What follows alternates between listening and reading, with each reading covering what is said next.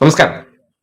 മുഖ്യമന്ത്രിയുടെ മകളെ ചാനൽ ചർച്ചയിൽ അധിക്ഷേപിച്ച വ്യക്തിക്കെതിരെ ഒരു കേസ് തിരുവനന്തപുരത്ത് വന്നിട്ടുണ്ട്. ദൂരദർശന്റെ ചാനൽ ചർച്ച ഒന്ന് ആലോചിക്കണേ.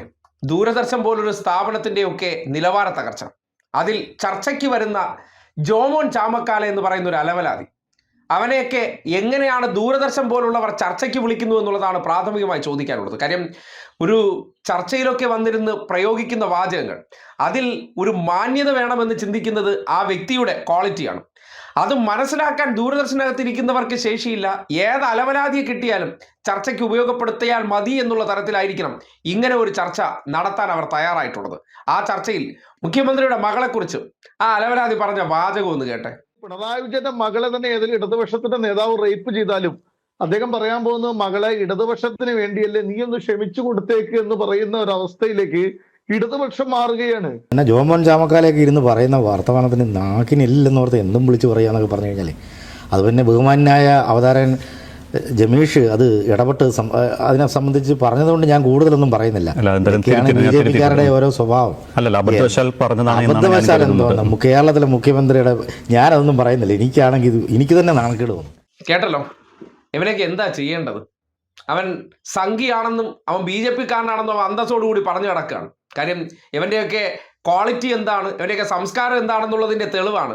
ബാക്കി നാട്ടിലുള്ള മുഴുവൻ കമ്മ്യൂണിസ്റ്റുകാരും എല്ലാം സംസ്കാരം ഇല്ലാത്തവരെന്ന് പറഞ്ഞുകൊണ്ട് നടക്കുന്നവന്മാരുടെ വായിൽ നിന്ന് വരുന്ന വാചകമാണ്. അതായത് ഒരാളെ വിമർശിക്കാൻ വേണ്ടി അവൻ പ്രയോഗിക്കുന്ന വാചകങ്ങളാണ്. കണ്ടില്ലേ?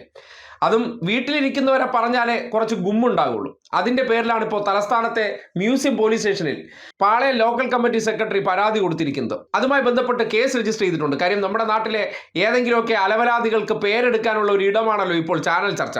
അതായത് ചാനൽ ചർച്ചയിലൂടെ വരിക, അതിലൂടെ മുഖം നാട്ടുകാരെ കാണിക്കുക, വലിയ നേതാവാകുക.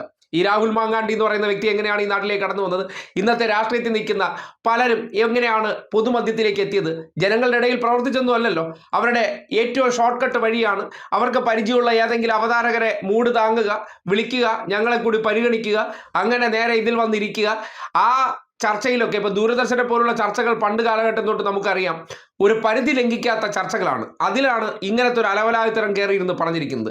ഇവരെയൊക്കെ ട്രീറ്റ് ചെയ്യേണ്ടത് എങ്ങനെയാണെന്ന് പൊതുസമൂഹത്തിന് അറിയാമല്ലോ. കാര്യം വ്യക്തിയോടുള്ള വൈരാഗ്യമോ വിദ്വേഷമോ പറയാൻ വേണ്ടി വീട്ടിലിരിക്കുന്ന സ്ത്രീകളെ പോലും ഇങ്ങനെ പരസ്യമായിട്ട് അപമാനിക്കാൻ വേണ്ടി തയ്യാറാകുന്നുണ്ടെങ്കിൽ ആ രാഷ്ട്രീയം എത്രത്തോളം മലിനമാണ് എന്ന് ചിന്തിക്കാൻ പറ്റുന്ന ഒരു സാഹചര്യമാണ്. ഇവരുടെ അടുത്തൊക്കെ വാക്കാൽ സംസാരിക്കേണ്ട കാര്യമൊന്നുമില്ല. ഈ തോന്നിവാസവും തെമ്മാടത്തരും ഒക്കെ ചാനൽ ചർച്ചയിൽ ചെന്ന് പറയുന്നതാണ് ഹീറോയിസം എന്ന് വിചാരിക്കുന്ന ഇത്തരം അലവലാദികൾക്കൊക്കെ ഇന്ന് ചാനൽ ചർച്ചകളിൽ, അതും ദൂരദർശനിൽ വരെ ഇടം കിട്ടുന്നുണ്ടെന്ന് പറയുമ്പോൾ ഒന്ന് ആലോചിച്ച് നോക്കണേ ഇതിൻ്റെയൊക്കെ നിലവാരം എവിടെ പോയി നിൽക്കുന്നു എന്നുള്ളത്. നമുക്കൊരു വ്യക്തിയെ വിമർശിക്കരുതെന്നല്ല, വിമർശിക്കുന്നതിനൊരു പരിധിയുണ്ട്. ആ പരിധിയുടെ സർവ്വ സീമകൾ ലംഘിച്ച് ഇങ്ങനെയുള്ള തോന്നിവാസമൊക്കെ വിളിച്ചു പറഞ്ഞാൽ എന്താണ് ചെയ്യേണ്ടത്? ഈ കടവായിലെ 2 പല്ല് തെറിപ്പിച്ച് കളയാണ് ഏറ്റവും ഉചിതമായി ചെയ്യേണ്ട കാര്യം.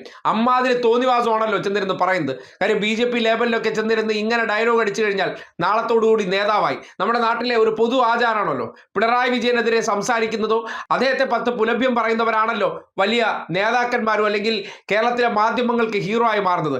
അതുദ്ദേശിച്ചുകൊണ്ടാണ് ഈ അലവലാതിയായിട്ടുള്ള വ്യക്തി ഇമാതിരി തോന്നിവാസമൊക്കെ വിളിച്ചു പറയുന്നത്. നിയമപരമായ പരാതി കൊടുത്തതിൽ ശക്തമായിട്ടുള്ള ഇടപെടലാണ് വേണ്ടത്. ഇങ്ങനെ തോന്നിവാസം പറയുന്നതിനൊക്കെ അറിയേണ്ട ഒരു കാര്യമുണ്ട്. നിയമത്തിന്റെ പരിധിയിൽ നിന്നുകൊണ്ട് എങ്ങനെയാണ് അവനെയൊക്കെ മര്യാദ പഠിപ്പിക്കേണ്ടതെന്നുകൂടി പോലീസുകാർ ശ്രദ്ധിക്കേണ്ട ഒരു കാര്യമാണ്. എന്തും വിളിച്ചു പറയാൻ പറ്റുന്നതല്ലല്ലോ ചാനൽ ചർച്ചകൾ എന്ന് പറയുന്നത്.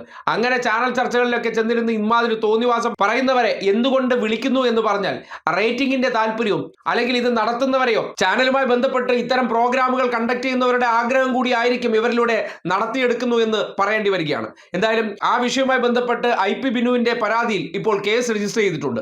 വരും ദിവസങ്ങളിൽ ഈ പറയുന്ന അലവലാതിയുടെ അറസ്റ്റ് ഉണ്ടാകുമെന്നാണ് മനസ്സിലാക്കാൻ കഴിയുന്നത്.